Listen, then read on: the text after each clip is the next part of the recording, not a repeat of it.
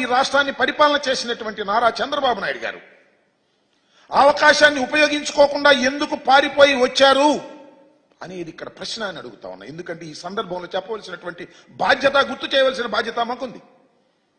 ఎందుకు వచ్చేశారు? ఉమ్మడి రాజధానిని వదిలేసి ఆయన టకటక వచ్చేసాడు. వచ్చేసి ఇక్కడ ఆఫీస్ లేదు. ఆయనే చెప్తున్నాడు చాలా సందర్భాల్లో, బస్సులో ఉండి పరిపాలన చేశాను అని. ఎందుకు బస్సులో ఉండి పరిపాలన చేయవలసిన పరిస్థితి ఎందుకు ఏర్పడింది?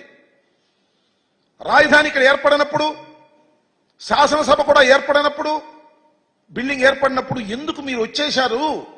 అందరికీ తెలిసినటువంటి సత్యం అది. తప్పు చేసి వచ్చేశారు, మెడబట్టి గెంటేశారు, మీరు భయపడి పారిపోయి వచ్చేశారు, తీరని ద్రోహం చేశారు ఈ ఆంధ్రప్రదేశ్కి మీరు మొదటిగా అనే విషయాన్ని ఈ సందర్భంలో నేను గుర్తు చేస్తున్నాను.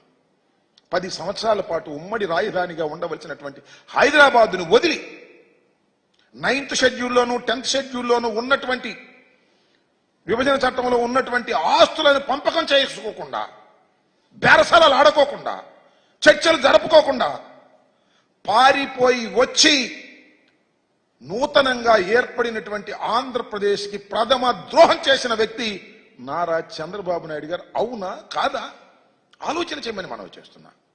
5 సంవత్సరాలు పరిపాలన చేశారు. ఏం సాధించారు మీరు?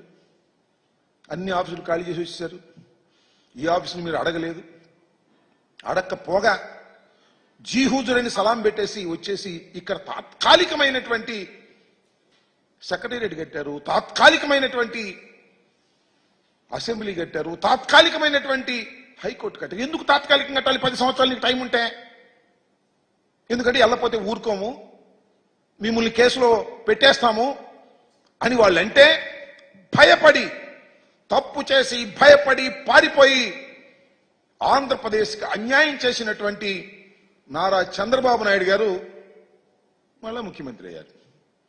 కారణాలు ఏమైనప్పటికీ ప్రమాణ స్వీకారం చేశారు. మరొక అన్యాయం చేయడానికి ప్రయత్నం చేస్తున్నారు ఇవాళ. నేను అడుగుతా ఉన్నా, ఎస్ 2 రాష్ట్రాలు విడిపోయాయి, కొన్ని సమస్యలు ఉన్నాయి అపరిష్కృతంగా. చర్చల ద్వారా ఆ సమస్యల్ని పరిష్కరించుకోవాలి, వండర్ఫుల్. లేదా కేంద్ర ప్రభుత్వం మధ్యవర్తిత్వం ద్వారా పరిష్కరించుకోవాలి, నెంబర్ 2. నెంబర్ 3, న్యాయస్థానాల ద్వారా పరిష్కరించుకోవాలి. ఇవాళ ఎన్ని వివాదాలు ఉన్నాయి మనకి? ఎస్ ఉన్నాయి. 9, 10 షెడ్యూల్లో ఉన్నటువంటి బిల్డింగులు, ఆస్తులు మనకు రావాల్సినవి ఉన్నాయి. 7,000 కోట్ల రూపాయలు విద్యుత్ బకాయిలు మనకు రావాలి. దాన్ని అడగటం జరిగింది. వాళ్ళు ఇవ్వకపోతే కేంద్ర ప్రభుత్వాన్ని ఆశ్రయించడం జరిగింది. కేంద్ర ప్రభుత్వం ఆదేశించింది. ఆదేశించిన తెలంగాణ ఇవ్వలేదు. న్యాయస్థానాల్లో ఉంది వాళ్ళ. దాని గురించి ఏమన్నా మాట్లాడారా మీరు? మాట్లాడలేదే.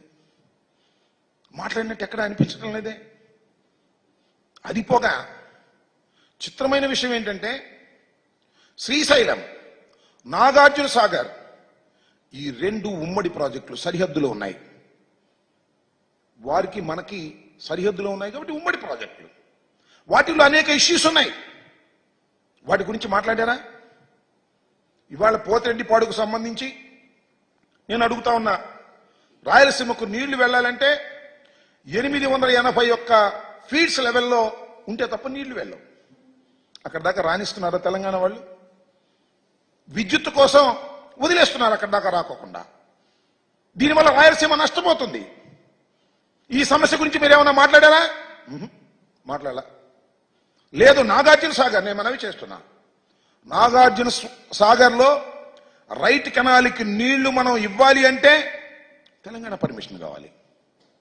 తాళాలు వాళ్ళ దగ్గర ఉన్నాయి, వాళ్ళ స్వాధీనంలో ఉంది. 50-50గా ఉండవలసింది మన ఏరియాని కూడా వాళ్ళ స్వాధీనంలోకి వెళ్ళింది. ఎందువల్ల వెళ్ళింది? మీ అసమర్థత వల్ల వెళ్ళింది. మళ్ళా జగన్మోహన్ రెడ్డి గారు అధికారంలోకి వచ్చిన తర్వాత మొన్న మీ అందరికీ తెలుసు, పోలీస్ యాక్షన్ చేసి మనం దాన్ని స్వాధీనం చేసుకున్నాం. తర్వాత కేంద్ర హోంశాఖ ఇంటర్ఫీర్ అయ్యి మేము దాన్ని పరిష్కరిస్తాం, మీరు తొందరపడమాకండి, మాకు హ్యాండ్ ఓవర్ చేయమంటే రాష్ట్ర ప్రభుత్వం